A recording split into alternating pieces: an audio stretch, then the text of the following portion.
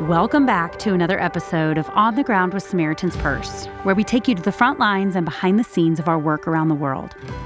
I'm your host, Christy Graham, and I love taking you behind the scenes and introducing you to parts of the ministry that you've never heard of. And that's what we're doing today. I want to introduce you to Mike and Michele Toberer.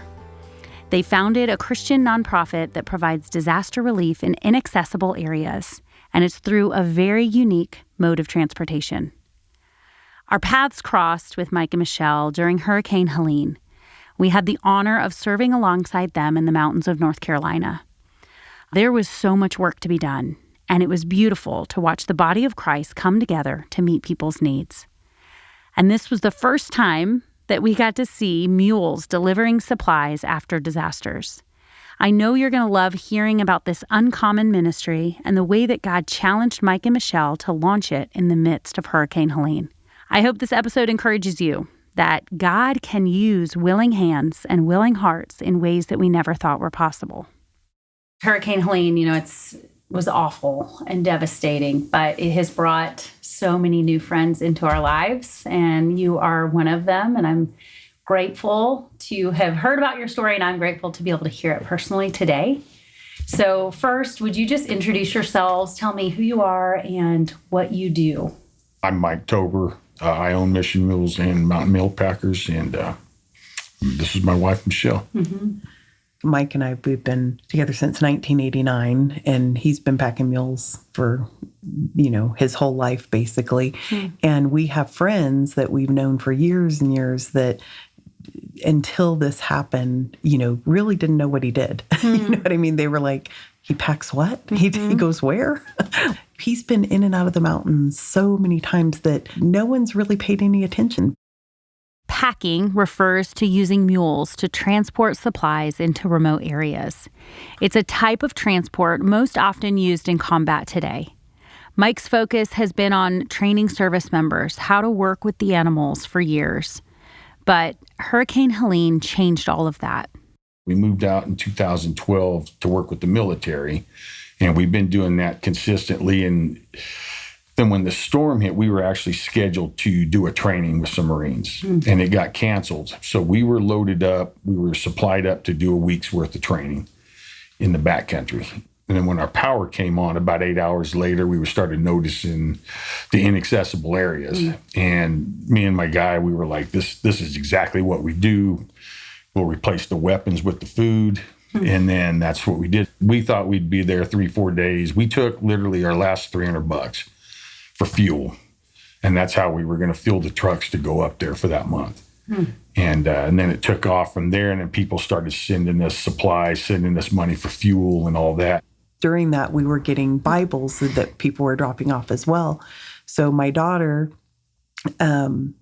both our daughters, they had looked up and decided a verse, and then our younger daughter, Faith, wrote a verse in each of the Bibles and highlighted it in the Bible, and we started bringing those. And at the beginning, we were so conscious of getting the most protein packed in the smallest amount. Everything was peanut butter and peanuts, and, we were thinking about trying to conserve as much space as possible. So we were like, do we put Bibles in, when we're needing water and this and that? And we thought about it and said, no, in these people's time of, disaster and worry, and, we don't know if they've lost Bibles. We don't know. Maybe they don't even have one, but what else could bring more light in darkness? And so we decided to include them, and people seemed to have such a positive response to that we just kept including that in what we were bringing.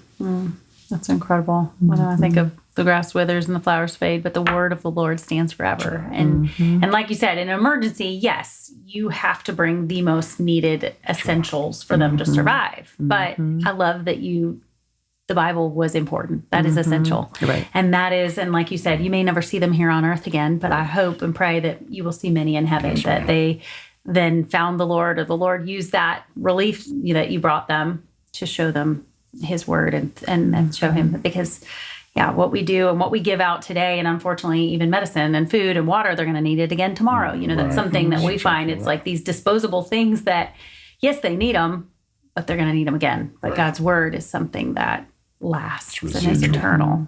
What can a mule do that like an ATV or a four-wheeler, I think we just don't think of this being a mode of transportation here in the U.S. The bottom line is when they have to go over things, okay, that's where a mule can do 3-4 foot if we ask them to. 2 to 3 foot, they can step over pretty good with a little hop. But like ATVs, even the four-wheel drive ATVs that are designed for rock crawling and all that, which we didn't see a lot of rock crawlers, but the side-by-sides, they can't, if it's this tall, they'll high center. If it's 2 foot off the ground, they'll get stuck. So they have to move that. And that was the biggest advantage is we could drop it on the ground, step over it, and keep going. Today with our technology, the fact that we can't design something that can go all-terrain, foolproof, that an animal that God created, and they're so just beautifully made and can do and handle things that we can't even create or design. It's crazy here in the mountains. Again, it was something that I think people didn't understand, that Hurricane Helene cut people. I mean, there were already people that were pretty remote. Right. But then when culverts burst and bridges and things collapsed, the landscape changed and we suddenly became stuck, or people became stuck. So again, I love the way that God put this on your heart and you were already doing this. But like you said, you could just switch out the weapons for food or whatever needed to be. So tell me about the early days. Maybe tell me about the storm. It literally turned our mountain communities up there into third world countries as far as the roads were concerned. We started in Montreat. We got a lead that some people, they had insulin, but they didn't have ice to keep it cold. And then some other people needed insulin. So we linked up with some people that had that information, had the insulin, and we delivered that the first night. And it was in a subdivision where the roads were all paved. But where they run the sewer line down the middle, the roads all collapsed in. So there was just little tread marks on each side, and that's how we got in and out. And I was thinking, this is pretty bad. But then we got to places where there were just dirt roads, like back in the hollers, because most of our work we did up high. We were in the hollers or up on the mountains. And those things up higher, everything's steeper. So when it'd wash out, it would wash, like I said, 10, 12 foot deep. And it would take trees, and just the trees were just massive. And we were lucky. We had some Green Berets come up, vets from West Virginia, and they brought their chainsaw. So they worked in front of us with the chainsaw. We worked alongside with side-by-sides in the beginning, but they had to have a little more prep to get through. But once we got through, they could come behind us, follow where we went, finish clearing it, and then they could start running it because they're so much faster. So then we would move on to another area. So what an amazing way for you to serve your neighbors. Can you maybe talk about that and talk about just the faithfulness of God and what you saw responding? In a way, there were several things put in place just, in the months before this happened that really were helpful to us in doing this.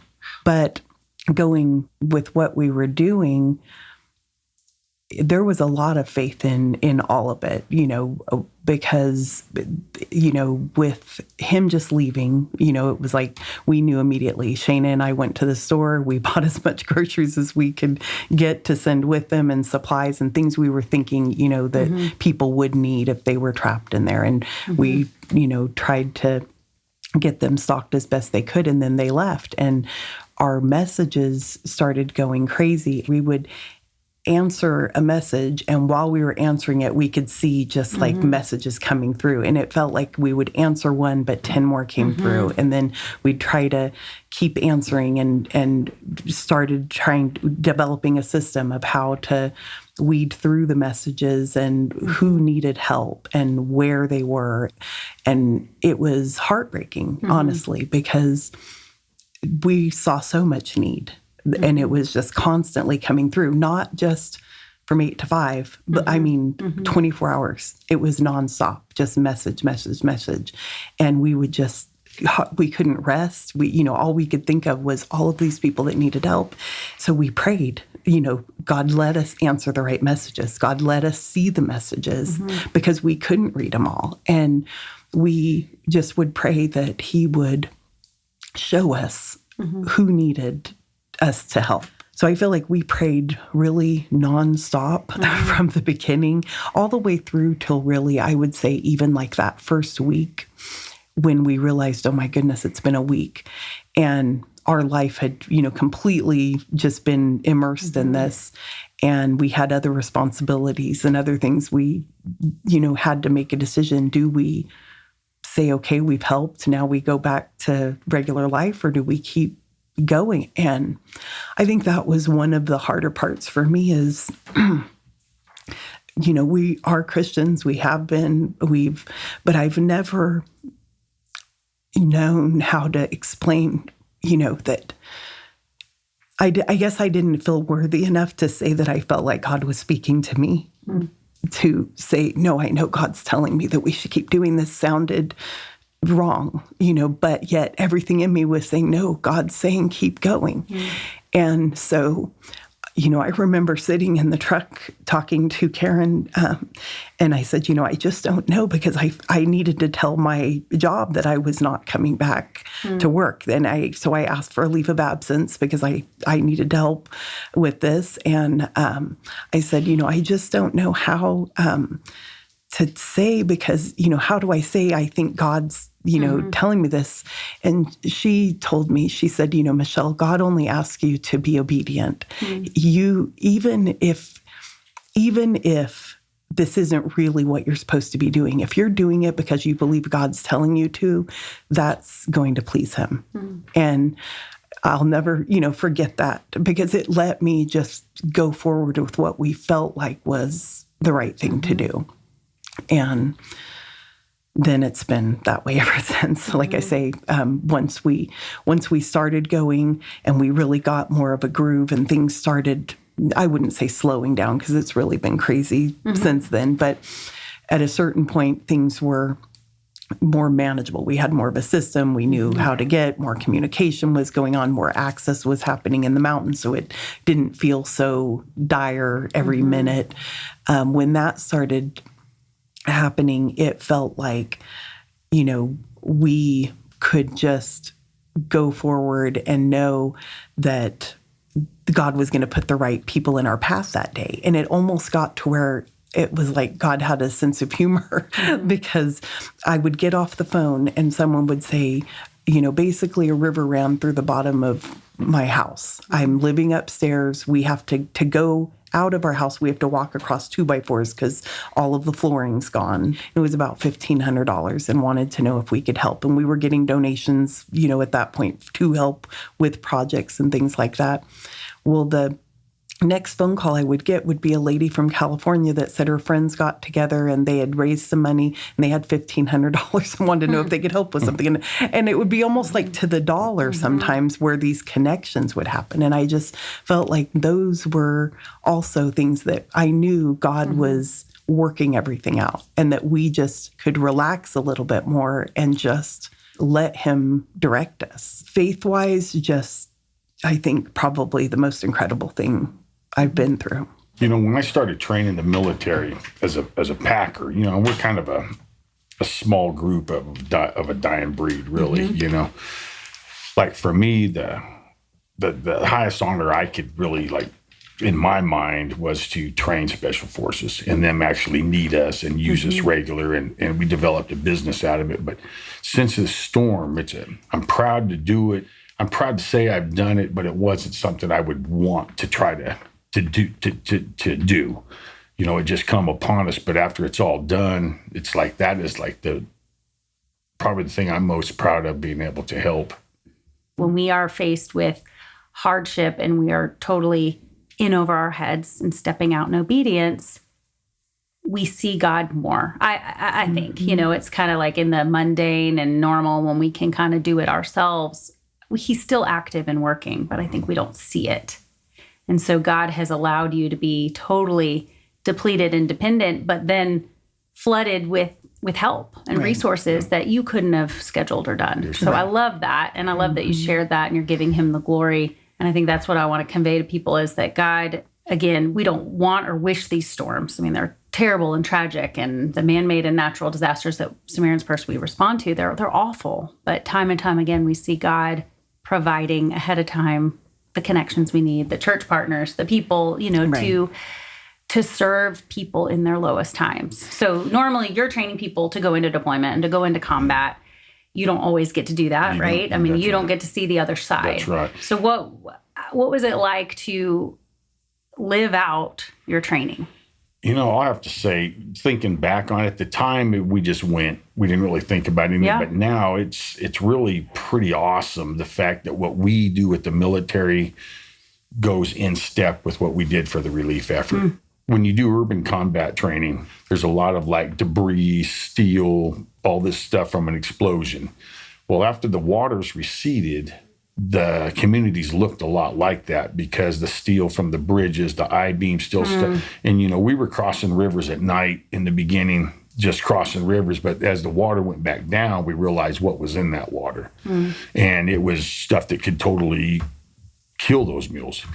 How we got through is, you can only explain God got us from one side to the other in the dark. So we could avoid that. The terrain was a little different. The hollow sounds under the road and that threw the mules a little bit. For the most part, they went right along. It wasn't a change of training for them. I trained some snipers a couple weeks ago up in the mountains, and one of them told me that he believes that the reason we came out here wasn't to train them, but to work the storm. That's so neat. And I think I say all the time, the greatest things in life are received and not achieved. It's like you said, that training, yes, it's admirable, it's great, and even military, what they do. But when you do come across something or help somebody that you weren't looking, I don't know, it's just different. It is different. What you love to do intersects with what you have to do. Yes. We were working along the Elk River, and we were taking supplies up the mountains heavy and then distributing them, then coming back down, getting more loads. And there was an off-road park that said, hey, Samaritan's Purse just dropped a bunch of stuff here at our heliport, and we're on top of the mountain. So we decided, let's go up light, load up, and distribute heavy coming down. And that's how we learned the view of Samaritan's Purse. During Helene, Samaritan's Purse and Mission Mules worked together to get supplies into unreachable places.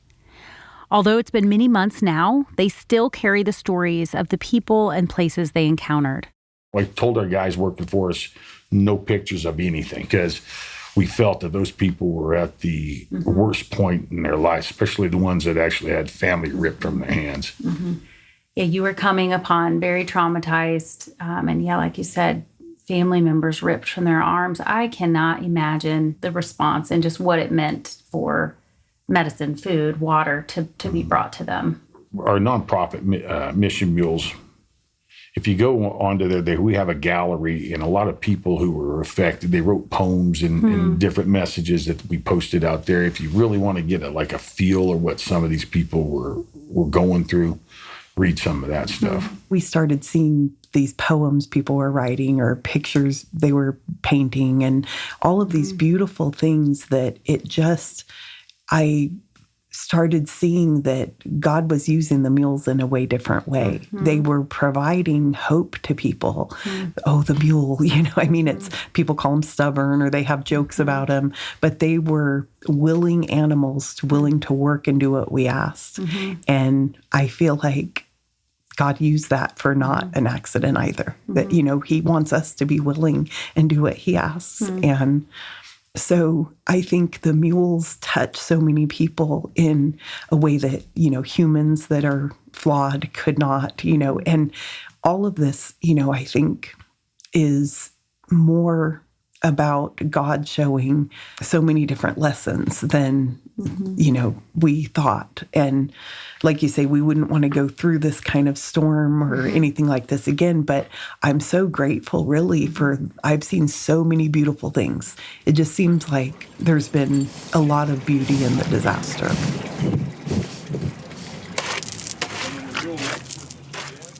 As we went along, the question would come up again, how long do we do this? How does it end or does it end? And then we had an accident, lost 3 of our mules, 2 of our mules, and a horse got killed in an accident.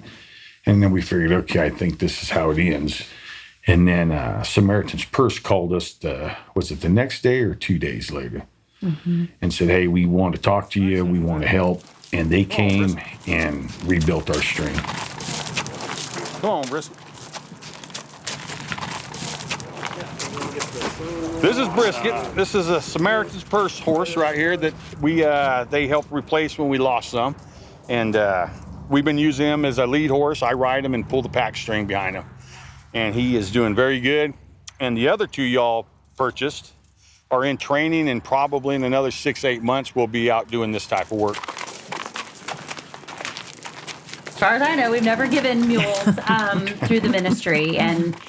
But as you said, it's a vital part of the ministry that you're doing. And we knew that you were serving in Jesus' name, just like us. We were going out and serving our neighbor, and there was still work to be done. Yes, and so I love that we could come beside you and bolster you to help you keep going. You guys stepped in and it changed everything. And it still continues. It's a miracle. I mean, really, it's just a blessing, a miracle, whatever you want to call it. But I will tell you, it changed my family and my life for the good. Although their efforts in North Carolina have wrapped up at this point, and they're working other disasters, they still make a point to go back and visit some of the mountain communities that they served last September. I think just bringing the mules to the communities that were affected, whether it be one of their festivals or if they have a little town parade, we run our mules through there and we call it a meet and greet, but we feel like that is very important. I didn't really think so at the time when my wife suggested it, but now people are looking for these mules afterwards. I think the mules sense it too. They're very, they use horses for therapy and mules, I'm sure, for therapy. But they definitely, you can see them just soften. There were multiple times that people came and just like when they put their hand on the mule or went to, try to give him a hug, or that they would start crying. And a couple of them said that was the first time they had cried since the storm happened, but they just needed that release. And something about the mule just let them let go. There's still just something that the mules sense about certain kids or certain people, that they'll change their demeanor a little bit and just soften into them a little bit more. And you can just tell they just know that those people need that. That you don't get from a side-by-side. No. I love that your ministry came out of a disaster. You weren't looking or seeking or wanting to do this, but God brought this into your path. Isn't it amazing how God can use us right where we are with the skills that He's already blessed us with? I'm so thankful for Mike and Michele's willingness to serve the Lord and to obey Him in whatever He called them to do. They've been training people for so long. Training them to go into remote places and use the skills that they've learned. But I love that their training came in handy as they served people in their own backyard. And I just loved Michelle's transparency and just how she said she didn't feel worthy, but she felt the Lord was drawing her to do this, to step out. And it challenged me, and it reminded me of Gideon. In the Bible, in Judges 6, God calls Gideon to do something. And when the angel of the Lord appeared to him, he said, "The Lord is with you, O mighty man of valor." And Gideon said to him, "Please, my Lord, if the Lord is with us, then why has this happened to us? And where are His wonderful deeds? Did He not bring us out of Egypt?" And the Lord turned to him and said, "Go, in this might of yours, save Israel from the hand of Midian. Did I not send you?" And Gideon questioned him. He said, "Lord, how can I save Israel? I'm from the weakest clan. I'm the least of my father's house." Gideon didn't feel worthy. He wondered, why would God call me to lead this? And I love that God responds to him. He doesn't mind us questioning. He doesn't mind us asking or feeling unworthy. What He wants is our obedience. And the Lord said to him in verse 16, "But I will be with you, and you shall strike the Midianites as one man." And I just love that. The Lord will be with you when He calls you to do something, even if you feel unworthy or unqualified. He will be with you. He doesn't call the equipped, He equips the called. And so I just want to challenge you as you listen to this story today. If God is pressing on you or stirring you to do something, I encourage you to do it. Step out in faith. Even if you feel unworthy or not equipped or not ready, step out in obedience. The Lord will be with you, and it says, in my weakness, your power is manifested. And so I just encourage you to be bold, be faithful, and be obedient with what He's called you to do. And please continue to pray for the Mission Mules and their teams as they continue to travel around the U.S. and they are able to serve in Jesus' name in the wake of disaster. And if you'd like to hear more about Samaritan's Purse response during Hurricane Helene, you can listen to those past episodes linked on SamaritansPurse.org/explore. We've started doing home dedications, where we hand over brand new homes to people who lost everything during Helene. And I'm excited to bring you an episode covering this soon. But in the meantime, you can read our stories on the website. In fact, there's a great story about a family who just received a new mobile home just in time for their newborn baby. The story will be linked on SamaritansPurse.org/explore. Thank you so much for listening. I hope you have a great week.